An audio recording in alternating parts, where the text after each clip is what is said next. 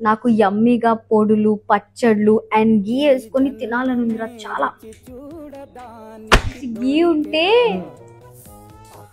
veg and non veg pickles కూడా, చెక్కలు, మురుకులు లాంటివి ఉంటే,